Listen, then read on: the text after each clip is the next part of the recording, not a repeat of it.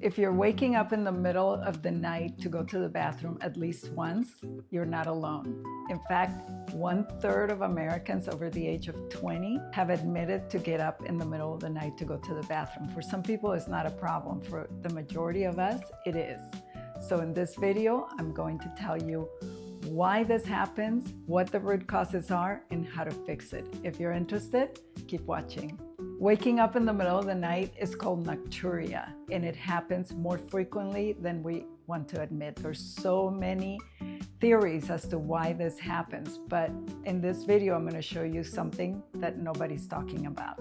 In fact, I will show you the connection between waking up in the middle of the night and other symptoms that you may be experiencing, like sugar cravings, fatigue, brain fog, inability to lose weight, and so many other issues that you may never have known that were connected to this. Most people with nocturia blame it on the amount of fluid that they're drinking. And in fact, this is like the farthest thing that you need to do is to restrict fluids.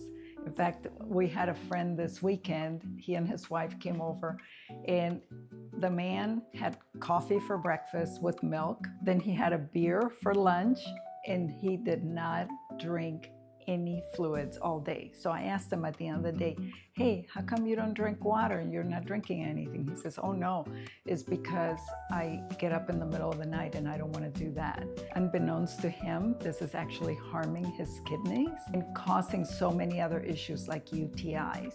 And of course, we know that when you have a UTI, you end up in antibiotics. When you have antibiotics, you end up with a microbiome that is out of balance, and on and on and on. And this is how people get sick and become chronically ill. People will blame their getting up in the middle of the night to so many other things besides fluid restriction or drinking too much fluid. Some people will say it's because of childbirth or because of an enlarged prostate, or perhaps they have kidney stones, and another one is they have a small bladder, and none of these are the root cause of the problem. We always want to get to the root cause. In fact, I'll tell you another story. There's someone in my family who's rather young, and he always gets up in the middle of the night to go to the bathroom. He says he has a small bladder. No, that's not it either. Wrong. But of course, people in your family do not listen to you. So what is the root cause? Let's get to it. If you go back to your youth and think about when this first started happening, usually it's going to be somewhere in your 20s or 30s where you were eating anything you wanted, you were doing anything you wanted, staying up all night, drinking, and doing things that normally adults don't do or older people don't do. So all of a sudden, you're just waking up in the middle of the night. And the reason for that is because when we're young, we do so many things and we put our bodies through such a test, but we are resilient. We have the ability to process foods, to drink alcohol, to wake up early, not get enough sleep. And as we get older, these things start catching up with us. And one of the symptoms is getting up in the middle of the night. Why do you say that happens? Because of something called insulin resistance. As we get older and we eat more and more processed foods and we eat more sugar and really we're not taking care of our bodies become insulin resistant. Insulin is a hormone. It's like a key that opens the door to your cells. So anything that we eat turns to energy.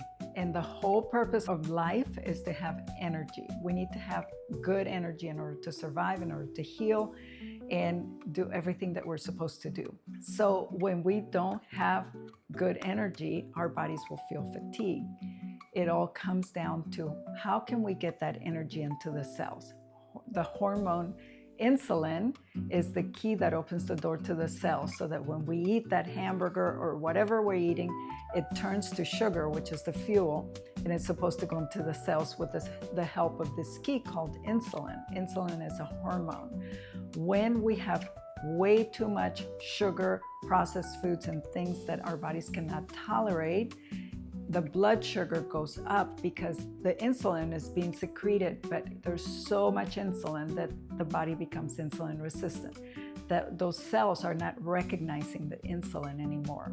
So what happens? Your blood sugar goes up and then it comes down, but that sugar remains in the bloodstream. So back to waking up in the middle of the night, when you have too much sugar in the bloodstream and it's not going into the cells for energy, you then have to secrete water into the circulation so that you can excrete it through the kidneys and flush that out. In the meantime, you're feeling fatigued, tired, low energy. Is that you? Does that make sense to you? This is probably what you're feeling: brain fog, fatigue, tired, like you can't get enough to eat, sugar cravings, you want to eat anything in sight. All of this is related because everything is happening in our body at the same time. So put that together and start assessing your symptoms, and you will know that there is a way out of this. So how do you get out? Here are the 5 strategies that you can take today to start feeling better. Number 1, you're gonna go back to your doctor and ask for 2 labs. Whenever you go for your physical, they always do a blood sugar level. In addition to that, you need to ask for a fasting insulin level. Again, insulin is that hormone. You want to know whether that insulin is too high. Too high is anything above 5 microunits per milliliter. So you want that insulin level to be 5 microunits per milliliter. Anything above that is too high. Even if your doctor says it's normal, there's a big range, and the range is based on the people that they studied, and the people that they studied are people like you and me, but actually older people and people who are in the hospital, because that's their database.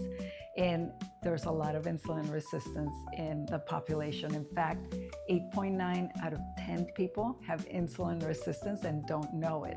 So you and I are among them. So we need to think that until proven otherwise, we probably have insulin resistance. Why? Because when you have insulin resistance, that leads to diabetes, and that leads to other complications. And we need to, if we're going to prevent complications and chronic disease, we need to start today. So we're going to ask our doctor for a fasting insulin level and for a hemoglobin A1C. Hemoglobin A1C is like the average of your blood sugar for the past 3 months. And that's going to give you a picture of where you are standing. Any of those levels that are abnormal, that is your red flag that says you got to do something about it. So you got those 2 levels. Then there's the 3rd one. So that's point number 2, is something that your doctor has already checked, is the fasting glucose level. That needs to be less than 88 milligrams per deciliter. And 88 is the magic number. 88 is like the highest number that you should have first thing in the morning on a 12-hour fast. Your blood sugar should be less than that. If it's higher, you have insulin resistance. And so you have a likelihood of having insulin resistance. So you need to look at the other 2 labs. Point number 3, insulin resistance and diabetes type 2 are reversible, but they're going to take a little bit of effort and a lot of focus. So the first thing that we want to do is we want to get rid of all those fast foods, the processed foods, the sugar, the drinks, the juices, anything that brings sugar into your bloodstream that is going to make that blood sugar go up. And you're going to notice in your energy level is going to change and you're going to get better. But these things need to happen because the food that we're eating in this country is not food that our bodies recognize. It's way too much sugar. It's putting pressure on your liver, your kidneys, your eyes, and your energy. For one, that's the first thing you're going to feel. You're going to get rid of all of those processed foods and sugars, and then you're going to eat food that comes from nature. Yes, it seems very boring, but I have a video right here that you can watch on how to get started with the anti-inflammatory diet. That's the best diet that you can start with. Point number 4 is to consider intermittent fasting. Intermittent fasting just means that you're going to eat your breakfast a couple hours later, stop eating a little bit earlier in the evening. So you finish your dinner. If you want to have something, as like a treat, just have it right there after your dinner and then be done with eating. Do not be grazing and eating snacks all night long because that will have an impact on your blood sugar. And that's a sure way of developing type 2 diabetes.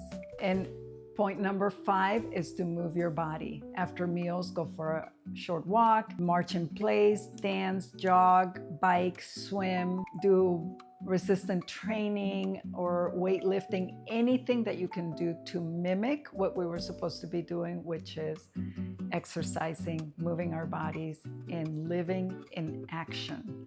So as you get older, you have noticed that now you can't get up and down off the floor, and all of these things are lack of movement. And this all affects your blood sugar, which affects your waking up in the middle of the night. I know all of these things take some effort, but oh, the rewards are just so amazing. Reversing nocturia and insulin resistance, diabetes is all possible for all of us. All of us are at risk for this.